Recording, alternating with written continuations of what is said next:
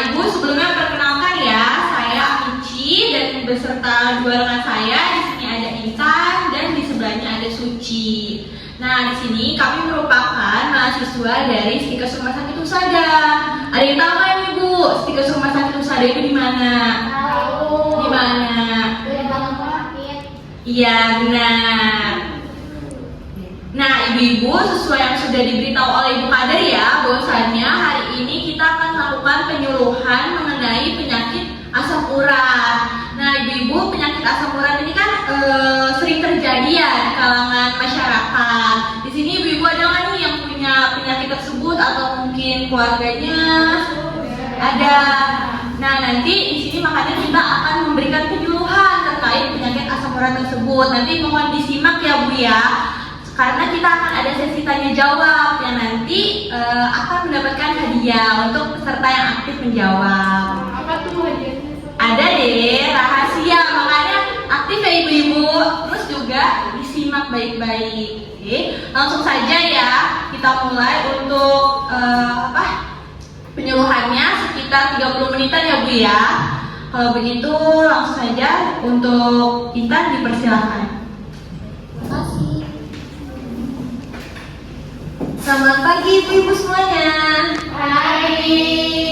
Ibu, perkenalkan saya Intan. Dan tadi saya sudah dikenalin juga ya sama Susmici. Kalau nanti Suci itu akan menjelaskan tentang bagaimana pembuatan daun salamnya. Nah, langsung aja ke materinya. Jadi kita akan membahas apa itu asam urat. Nah, ibu-ibu udah tahu kan asam urat itu apa? Iya, benar. Nah, asam urat ini dia punya nama lain dari asam urat Bu, namanya gout arthritis. Apa namanya? Gout arthritis. Ya, benar. Jadi gout arthritis ini kita biasa sebut dengan asam urat. Asam urat itu biasanya kita ditandai dengan nyeri di sendi, terutama di dengkul Bu. Biasanya kalau misalnya orang yang mempunyai asam urat itu pasti dengkulnya itu sakit.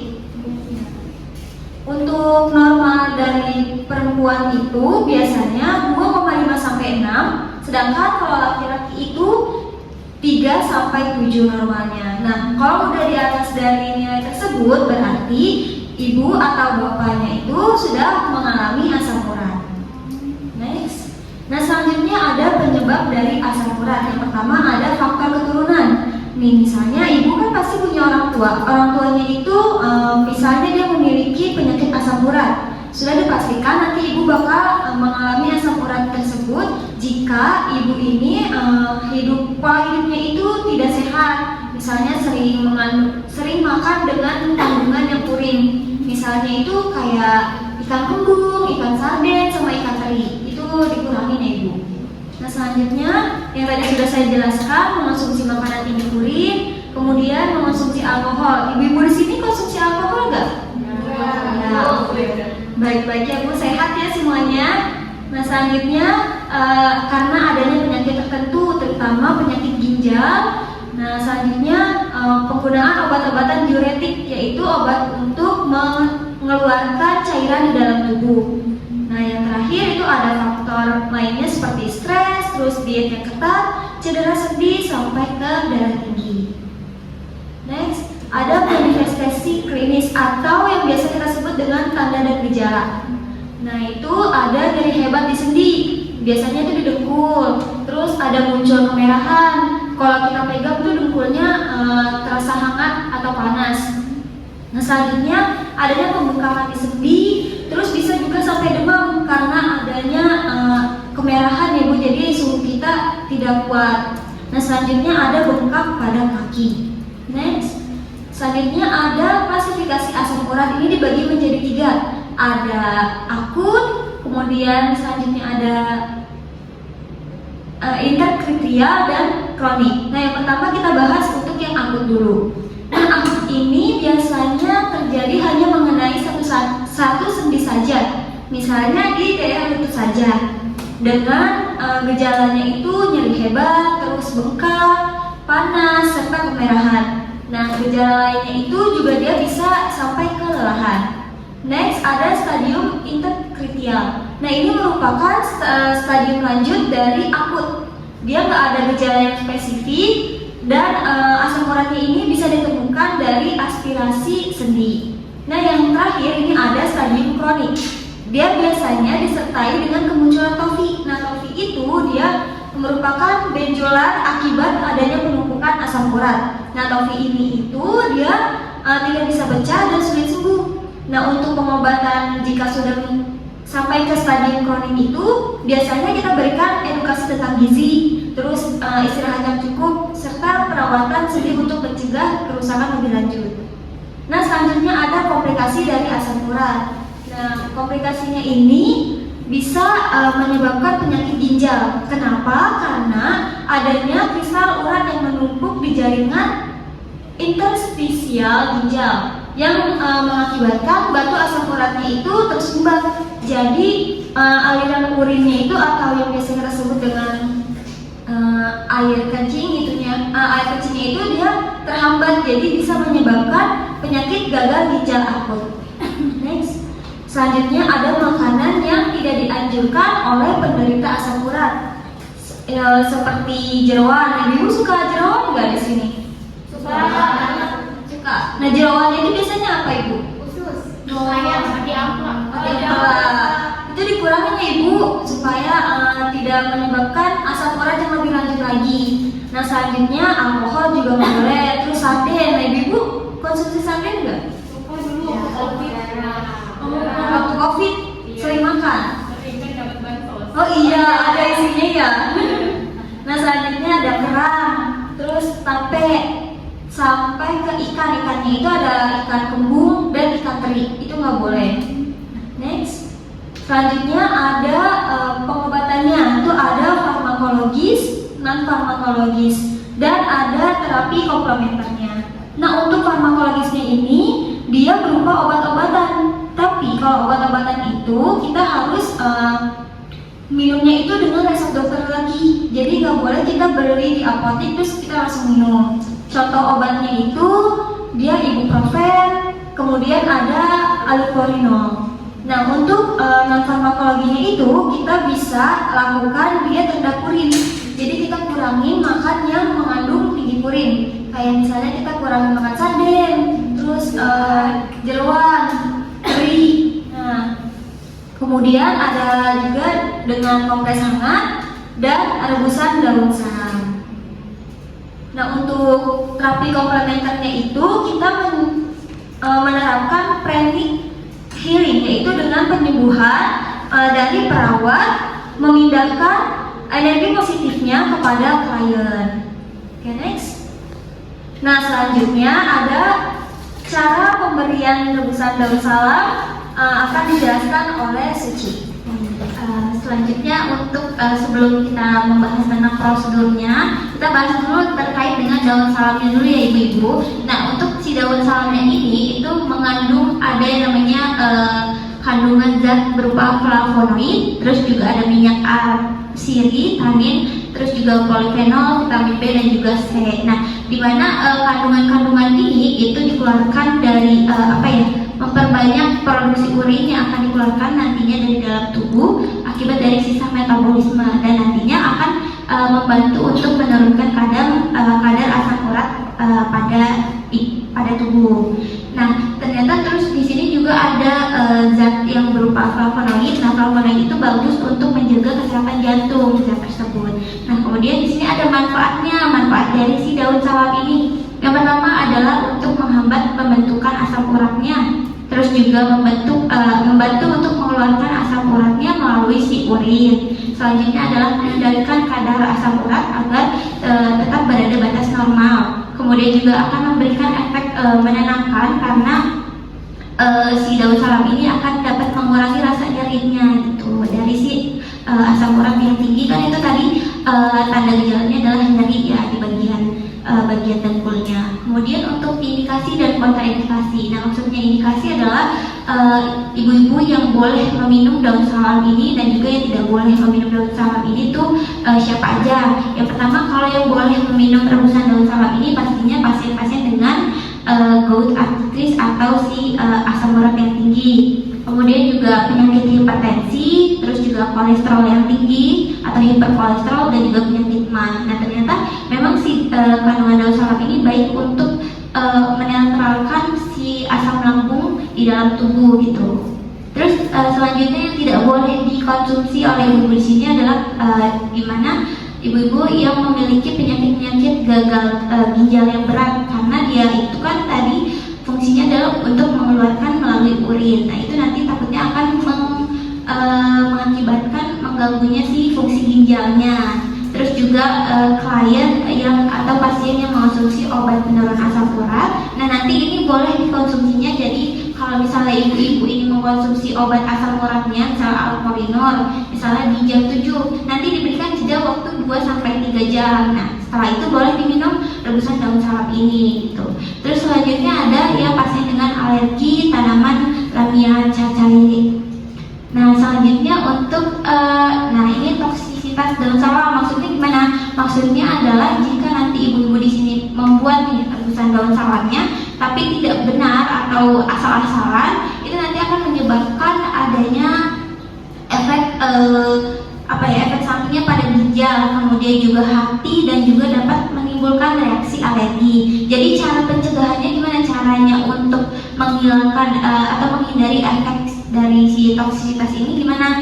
Yaitu yang pertama, kita gunakan lembaran daun salamnya itu 5-7 aja, jangan sampai 20. Kalau 20 nanti terlalu pekat dan itu akan mempengaruhi si ginjal. Nah selanjutnya juga hindari menjadikan air rebusan itu terlalu pekat.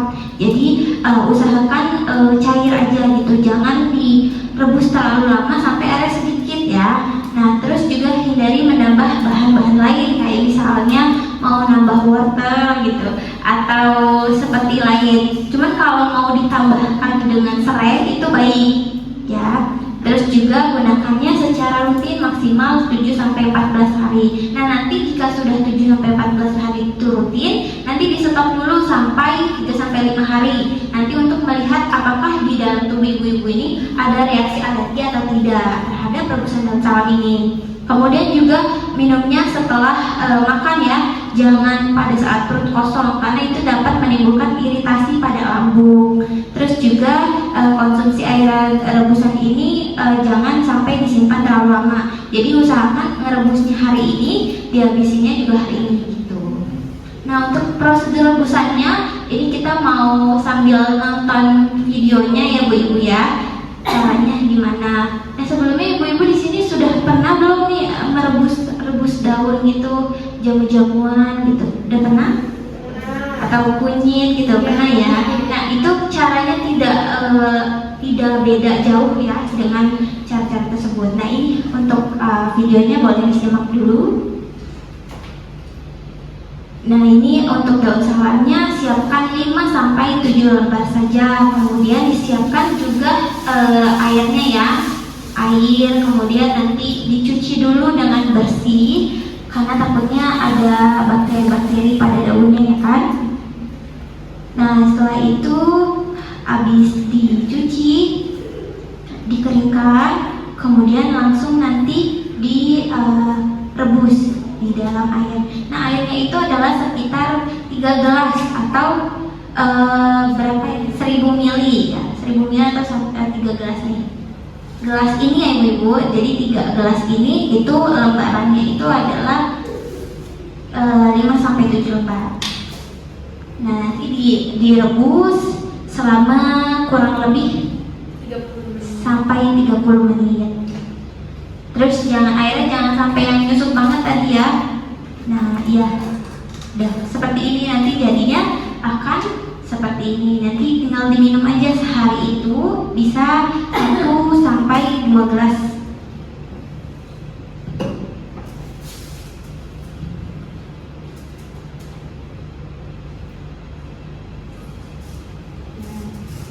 Ini ibu-ibu ada yang mau coba? Ayo ibu, siapa yang berani coba?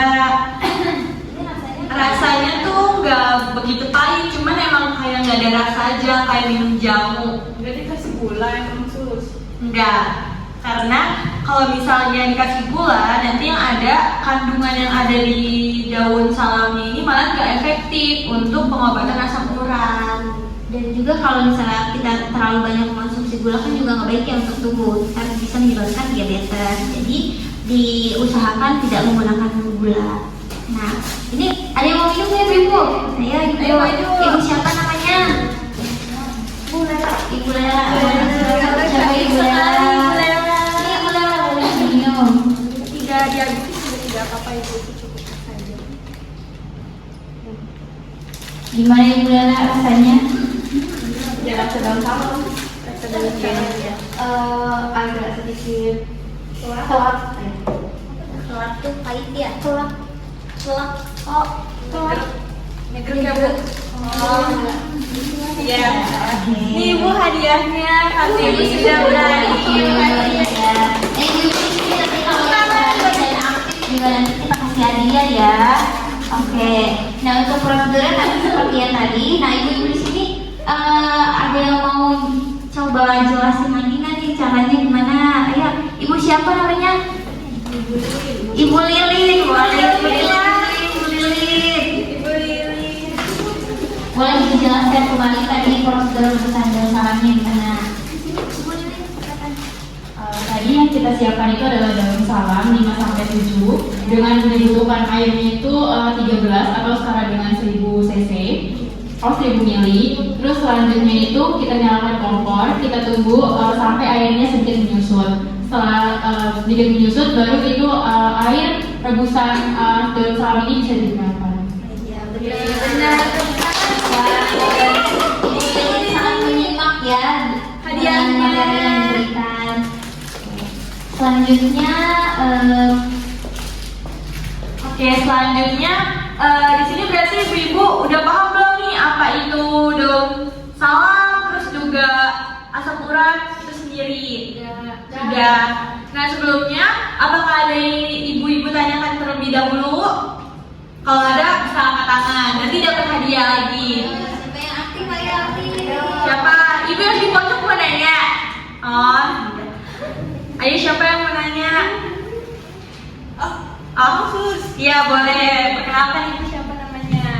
Baik, Sus, perkenalkan nama saya Ibu Jaja. Ibu Jaja. Iya, kan saya kan juga ada ini ya, asam urat ya di bagian lutut kiri, Sus. Nah, jadi kalau udah banyak makan kacang-kacangan ya sering nyeri. Itu kenapa ya, Sus? Kira-kira apa faktornya juga gara-gara kacang atau ada makanan lain gitu, Sus? Makasih. Nah iya ibu, kacang itu juga nggak boleh, bukannya nggak boleh, tidak boleh terlalu sering dikonsumsi karena itu juga dapat menimbulkan asam urat di tubuh. Nah iya, karena dia juga mengandung purin seperti itu, purinnya yang tinggi sehingga dapat tuh menyebabkan asam urat kan, lututnya sakit. Makanya lebih baik makannya secukupnya saja. Seperti itu.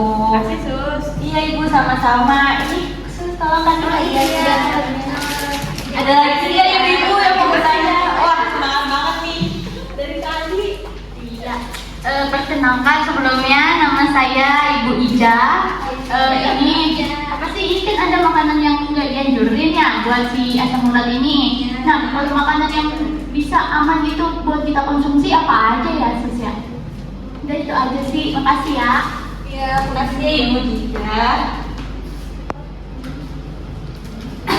Untuk makanan yang dianjurkan itu kan sebenarnya ini bukannya nggak boleh dikonsumsi, cuman emang nggak boleh terlalu berlebihan atau nggak boleh terlalu sering gitu. Nah kalau misalnya makanan yang dikonsumsi atau dianjurkan itu ada kayak misalnya ayam kan lebih aman tuh, terus juga ada kayak tempe tahu, tapi tempe tahu kan ada kacangnya ya, atau kedelainya, jadi secukupnya saja.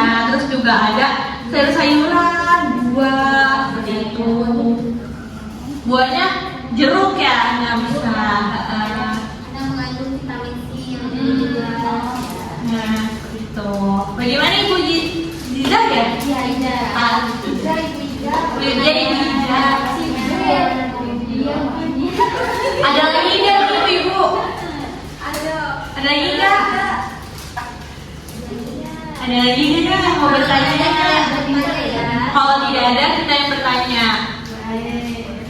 Oke, udah paham ya Ibu ya berarti ya. Nah Nah, kalau begitu kita yang nanya. Nanti bisa katakan ya yang tahu. Tadi kan ada tanda dan gejala dari asam urat. Nah, itu apa aja tanda dan gejalanya yang bisa? Nah, siapa nih? Ibu. Siapa namanya? Ibu Lela. Ibu Lela mau jawab lagi. Gejalanya itu yang tadi Sus Mici jelasin ya, nyeri di kaki, bisa di dengkul ya kalau nggak salah ya, terus juga kakinya itu merah, bengkak, terus juga bisa demam gitu, sama kulitnya itu terasa panas gitu. Betul sekali. Betul sekali. Tepuk tangan untuk Ibu Lela. Dapat lagi ya. Dapat lagi. Nah, kalau tadi kan tentang asam uratnya. Nah, kalau sekarang tentang daun salamnya. Nah, kira-kira ibu-ibu di sini ada yang tahu nggak? Yang tadi nyimak apa aja sih manfaat dari pemberian daun salam ini? Yang bisa angkat tangan. Oke, ibu yang pojok nih dari tadi. Boleh perkenalan ibu? Perkenalkan, nama saya Ibu Nadia. Jadi tadi manfaat rebusan daun salam ini yang pertama itu pastinya bisa menghambat pembentukan asam urat yang semakin parah. Lalu juga bisa memberikan efek yang menenangkan pada sistem saraf-saraf yang ada di tubuh kita. Terus juga bisa mengendalikan kadar asam uratnya supaya tidak terjadi asam urat kronis ya tadi yang dijelaskan oleh Sus Intan. Iya, benar.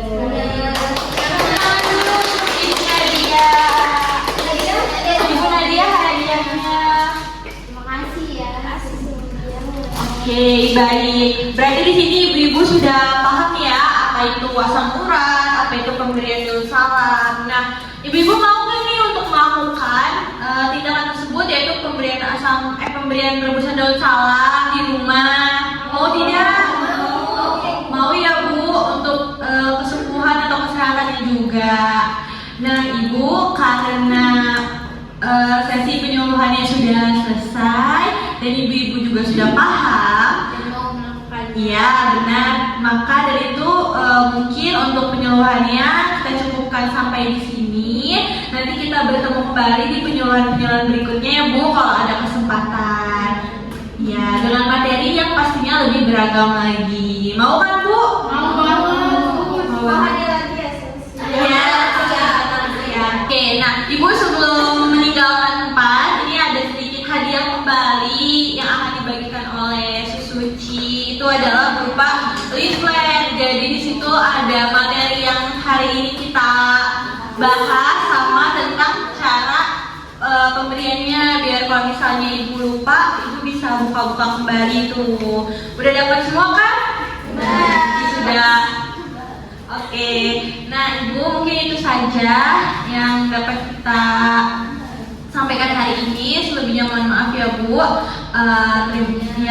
Wassalamualaikum